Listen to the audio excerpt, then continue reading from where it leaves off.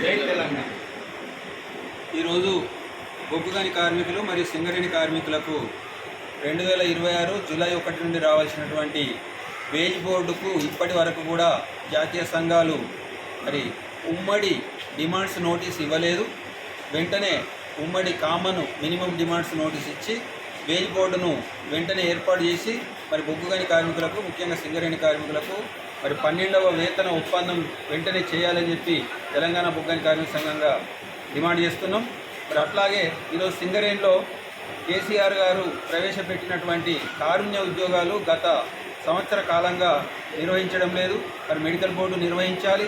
అట్లానే కారుణ్యం పొందినటువంటి వారసులకు ఉద్యోగాలు ఇవ్వకుండా గత సంవత్సరం నుంచి సుమారు 370 మంది కార్మికుల పిల్లలు ఉద్యోగం కోసము ఎదురు చూస్తున్నారు. వాళ్ళకు వెంటనే నియామక పత్రాలు ఇవ్వాలని చెప్పి డిమాండ్ చేస్తున్నాం.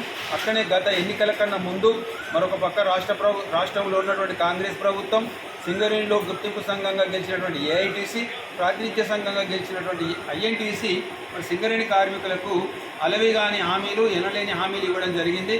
మరి ఒక ఏఐటీసీ వారు మరి 47 హామీలతో, మరి ఐఎన్టీసీ వారు 39 హామీలతో మరి కరపత్రం వారి మేనిఫెస్టో విడుదల చేయడం జరిగింది.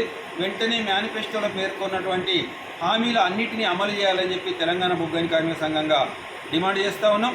అట్లనే ఈరోజు కేసీఆర్ గారు ఉన్నప్పుడు టీబీజీ కేసు వినతి మేరకు మా ప్రజాప్రతినిధులు అధ్యక్షులు మిర్యాల రాజిరెడ్డి, మరి ఈ ప్రాంత శాసనసభ్యులుగా ఉన్నటువంటి కోవలక్ష్మి మేడం, అట్లనే దుర్గం చిన్నయ్య, బాల్క సుమన్ల వినతి మేరకు బెల్లంపల్లి పట్టణంలో ఉన్నటువంటి ఎస్ఆర్టీ క్వార్టర్లను, డీ టైప్ క్వార్టర్లను సింగరేణి ఉద్యోగులకు పట్టాలుగా ఇవ్వడం జరిగింది.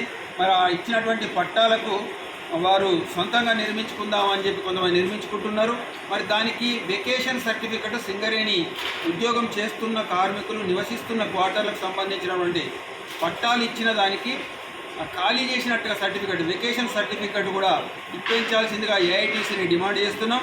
లేని పక్షంలో తెలంగాణ బొగ్గుగని కార్మిక సంఘం వచ్చిన వెంటనే వారికి వెకేషన్ సర్టిఫికెట్ కూడా ఇప్పిస్తామని చెప్పి తెలియజేస్తూ మరి కార్మికులకు సంబంధించినటువంటి ఎన్నో హామీలు పెండింగ్లో ఉన్నాయి, వెంటనే సాధించాలని చెప్పి మరి మేము మాట్లాడాం, చూస్తున్నాం, చేస్తున్నాం, వస్తున్నాయి, సానుకూలంగా స్పందించారని చెప్పే మాటలు కాకుండా కార్మికులకు ఇచ్చినటువంటి హామీలను మేనేజ్మెంట్తో మాట్లాడి వెంటనే అందజేయాలని చెప్పి ఏఐటీసీని కార్మికుల పక్షాన డిమాండ్ చేస్తూ ఉన్నాం. జై తెలంగాణ. కార్మికుల ఐక్యత.